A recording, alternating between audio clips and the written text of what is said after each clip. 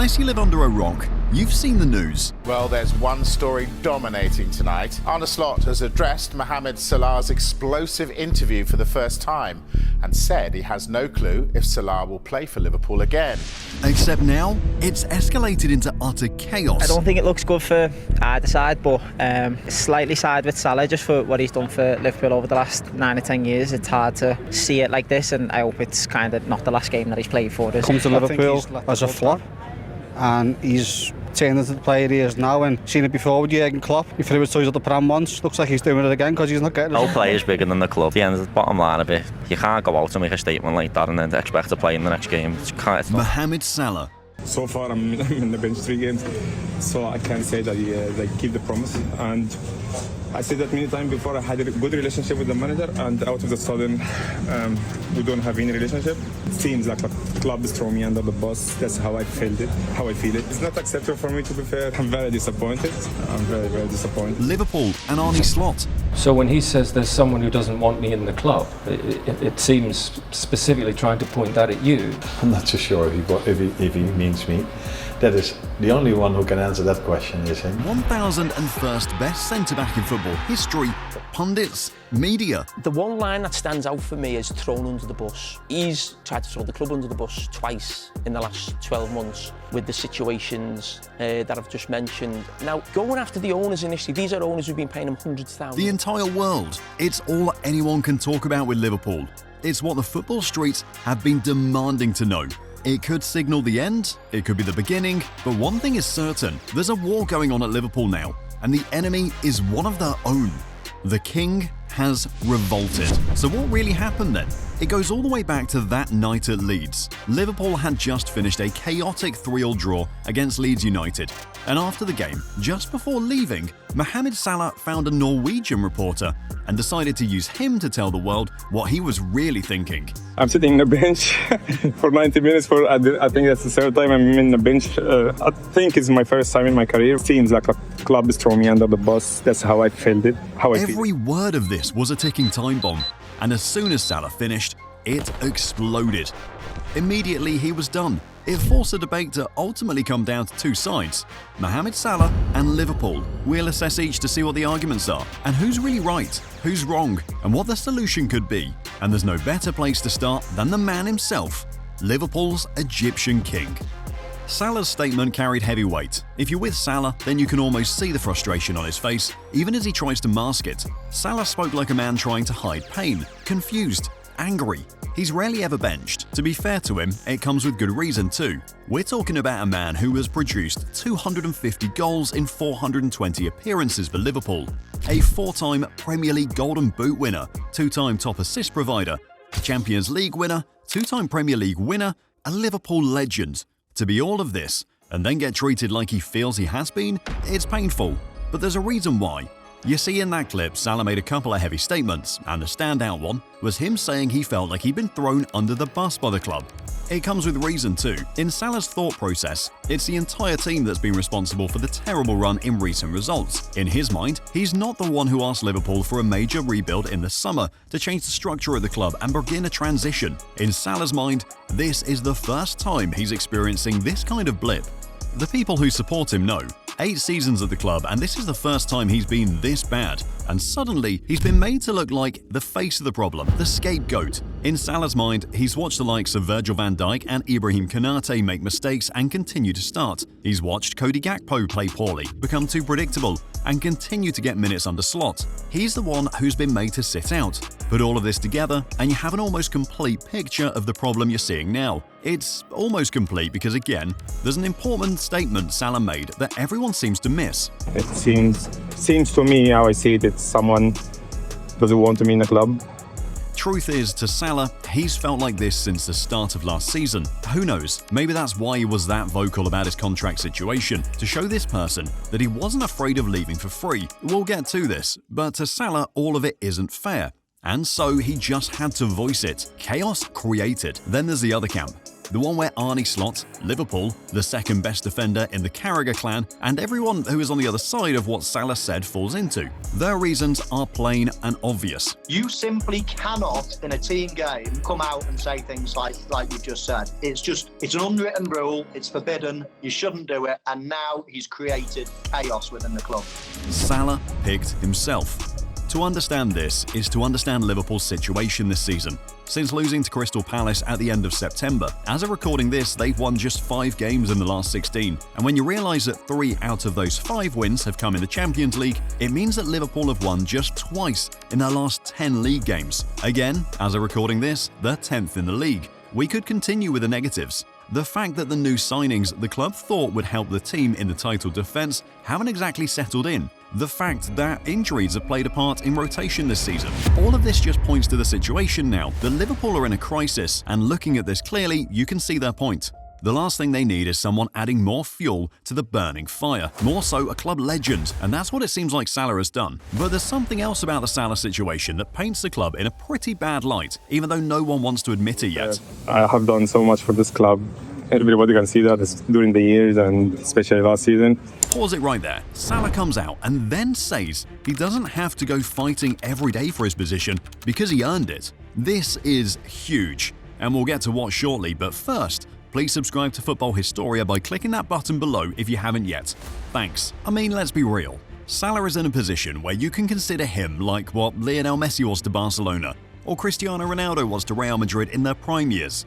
Guaranteed starters almost every match week, but the point is, you don't come out and make statements like this because it then feels like Salah is telling the world that Liverpool should be making exceptions for him because he's Salah. It then feels like Salah's telling the world that he expects to start every game, not because he's the best in training or his form was good, but because he's earned it. If you're Liverpool, you'd be pissed too.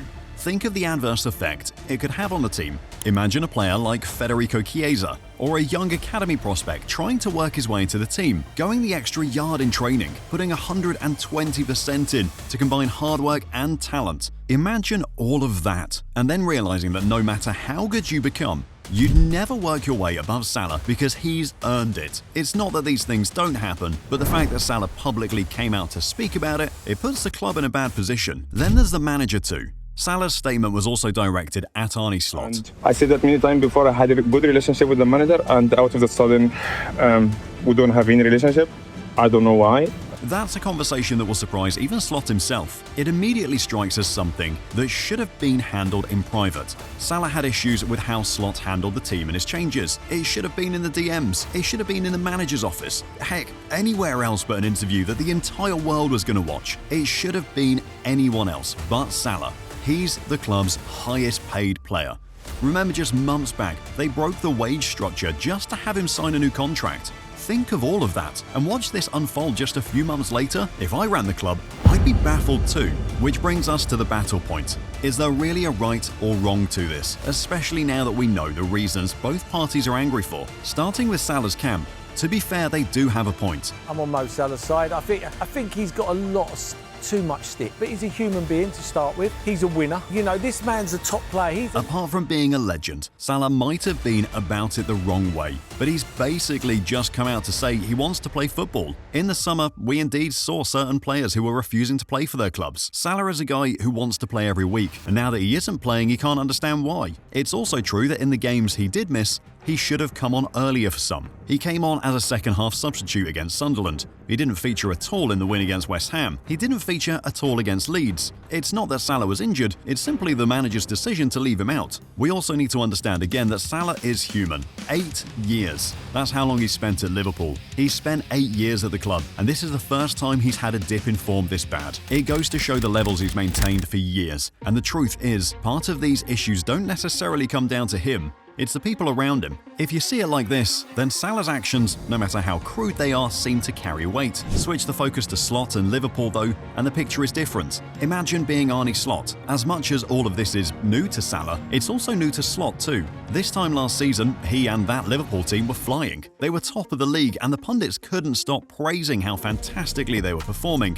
A year later, and there's potential talk about him getting the sack, Slot knew he needed to make changes. Something had to give. Did he target Salah? Well, the truth is that he probably did, but it's with just cause too. Throw it back to that Liverpool defeat to Chelsea at Stamford Bridge. In the post-match interview, Chelsea's left-back Marc Cucurella gave a deep insight into Liverpool's team. He spoke about how Chelsea wanted to play from the right side because they knew Salah wasn't going to track back. It's not just Chelsea, it's become a constant feature this season. Teams want to attack Liverpool, particularly from the right, because they know as vulnerable as they are now, they're even worse down that flank. It's become a sort of chain reaction.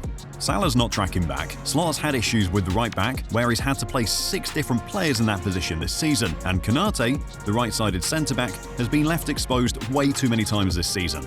Slot needed something to change, so he made the big call. He took out Salah, but the juggler here is simply this. As of recording this, Arne Slot has chosen a Liverpool team without Salah starting for the last 4 consecutive games. 2 wins, 2 draws, no defeats. For context, they had just 2 in the previous 9. I hate to be the guy who breaks it, but Slot might have a solid reason for benching Salah. It's worked. They weren't exactly great against West Ham, but in the context of the Premier League and the games they've played this season, that was arguably the most complete Liverpool performance of the season. A win, a clean sheet, they look solid on both flanks. Alexander Isak finally broke his Premier League scoring duck. Wirtz was the creator. Gakpo got on the score sheet. West Ham didn't really threaten much. True, the quality of the opposition was also a factor, but then again, it's the same Liverpool team that has lost to the likes of Nottingham Forest this season. Arne Slot has been very direct about it too, speaking after the game against Leeds. When he got quizzed about why he didn't bring in Mo Salah toward the end, his answer was simple. Slot said he didn't bring in Salah because he didn't need to bring in Salah. And against Leeds, we faced a 5-3-2, where I've decided to play a 4-4-2 diamond, if you want to look at it like this, with Ugo Ekitike a bit off the right side and Cody Gakpo a bit off the left, with Florian Wirtz in between. And I could have played Mo as well off the right instead of Hugo, but I decided to play Hugo. Then, of course, Salah has left his manager with a bruised ego. Hand on heart, do you think he's played his last game for Liverpool? I have no clue. I cannot answer that question at this moment of time. There is no doubt that the statement has put even more pressure on an already pressured Arne Slot. He's having to deal with a crisis at the club. Now his best player from the previous season comes out to accuse him of not having a relationship with him. Slot has had to answer press conference after press conference in the Salah situation, and each time his answer has been pretty much the same. He doesn't know, because really, what do you do in this situation? Even the best managers in the world would struggle to solve this. Then there's the club. As controversial as this might sound, Jamie Carragher makes a good point. I think whenever Mo Salah stops in a mix zone, which he's done 4 times in 8 years at Liverpool, it's choreographed with him and his agent to cause maximum damage and strengthen his own position. He did that 12 months ago, and I called him out on this show about it. Maybe this isn't a one-off. Maybe this is what Salah does when he doesn't get his way. At least that's how they see it. April 2024.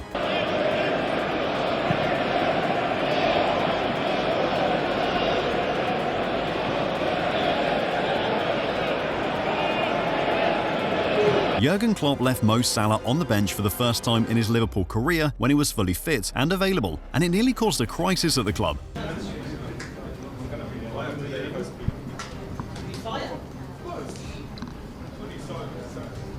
Wow. Klopp tried to defuse the situation, but it was tense, very tense. Then last season, Salah was performing no doubt. He was scoring goals, assists, big performances, but at the same time, heaping insane pressure on the owners. You said, again, in your first answer, this is my last season at the club. Do you really believe that when you say it? Yeah, so far, yeah, it's the last 6 months. There is nothing, no progress there. Like we're far away from any progress, so we just need to wait and see. Every time he dropped a statement about his contract, it was like a silent ticking time bomb. Salah spoke about how no one from the club had approached him about a new contract. How he was, in his mind, playing in his last season. How he was 10% sure he was going to stay. I mean, all of this. Really? In the end, #GiveMo became a thing. The fans bought into the idea that it was the board at the club that didn't want to pay Salah. Think of this as applying pressure. They eventually renewed his contract for 2 more seasons. He's now the highest paid player in Liverpool history. Now, don't get this wrong. It's not to say that Salah hasn't deserved it, far from that. But the point is, Salah coming out like that, to many, was a wrong approach that just got overlooked. Now this, Salah comes out when he doesn't have his way, when he's frustrated, when things don't go well for him. That's how they'll see it. Has he been made the face of the problem? Not to make any excuse for Slot, but almost every other issue this season with a player or a system has been changed. Florian Wirtz has been dropped to the bench after underperforming. He's fighting for his spot. You could argue that Slot tends to prefer Gakpo more now, but it doesn't mean that Gakpo has played every game. He's interchanged him for Wirtz this season. Ugo Ekitike has been dropped to the bench. Alexander Isak has been dropped to the bench. Even at the start, Dominic Szoboszlai was on the bench, Alexis McAllister has been on the bench, Andy Robertson, even the problem centre-backs now, Virgil van Dijk and Ibrahim Konate. The only reason they haven't been benched is that Liverpool doesn't have active replacements. No real centre-backs. They failed to land Marc Guéhi in the summer, and Giovanni Leone tore his ACL on his debut. But when Salah drops to the bench, the team starts winning. It's a problem, and this is how the Liverpool board sees it. And having said all of this, the decider, what's the way forward then? The solution? Can there be a happy ending to this, or will it have to end badly? It again depends on how you choose to see it. For Salah and his camp, his supporters that is, they believe he should leave. The most obvious option would be the Middle East, the Saudi Pro League. Mido has got a point. I think it's time for him to leave. I mean, Salah is a legend in the whole Middle East, in the whole Middle East countries. Of course, he's an idol for all the young kids. He's probably the most popular sportsman in the Arab world now. His going to Saudi seems like a fitting ending, but it's how he leaves that could determine. His going now would also mean risking the legacy he's taken years to build at Anfield. For the Liverpool camp, if they choose to side with the manager, then it's an ultimate power play that means Salah has to leave. I mean, think about it this way. If Salah can openly come out to make bold accusations against the club and the manager, and somehow get reinstated to the team without a fine or anything major, then it gives other players the leeway to go down this path in the future. It's like telling the others that when they want improved contracts with months left, all they've got to do is come out and apply pressure. Sit on the bench for long, get a Norwegian reporter and make your own statement. To most, it doesn't have to come to this. It's just football. So for somebody to come out with his emotions and they'll fix it after and say, you know, I'm sorry I did this. This will be fixed. It's not something that cannot be fixed. There can be a solution if both parties are willing to talk it out, sit down and address the issue. We can only speculate about what we think happened, but for sure this seems like there's more to it than Salah just being benched. For him to come out to say it feels like someone wants him out of the club, then there's something Salah has seen or noticed that probably even the manager doesn't know, and it's a trigger to him. I guess we'll be safer going down this third path. It caught the world by shock, yes, but the truth is, Salah is and will still always be Liverpool's Egyptian king. He's a legend at Liverpool. He's also a man dealing with something he hasn't dealt with before. The club will be hurt, as will the manager and the fans, but that rant cannot change the fact that Salah still has an important role to play in this team. It then comes down to a case of both parties agreeing to keep emotions in check, thrash the matter out, and find a logical solution. Liverpool needs Salah the same way Salah needs Liverpool. It's been a rough season for the club already, particularly for Salah. From dealing with the loss of a friend to tactical changes around him that's making him look bad. Mohamed Salah is not okay, and you can find out why by clicking the next video.